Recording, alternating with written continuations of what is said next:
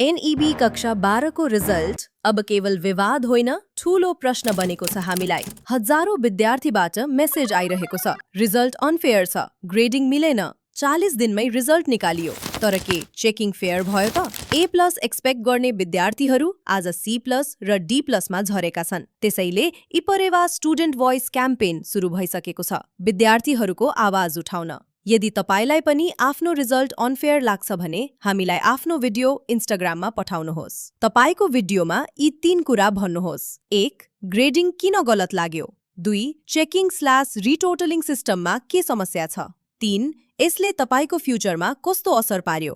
तपाईको आइडेन्टिटी पूर्ण रूपमा हाइड गरिन्छ, तपाईको फेस ब्लर गरिनेछ र आवश्यक परे भोइस पनि प्रोटेक्ट गरिनेछ। स्ट्रङ र भ्यालिड पोइन्ट्स भएका भिडियोहरू इपरेवा टिमले छान्नेछ र ती प्रश्नहरू सम्बन्धित निकायसम्म उठाइनेछ।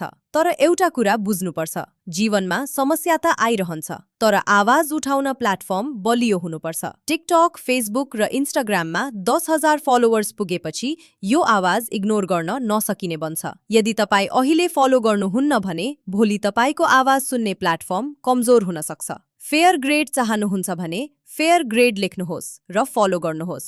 इपरेवा केवल पेज होइन, इपरेवा तपाईको आवाज बन्ने प्लेटफर्म हो।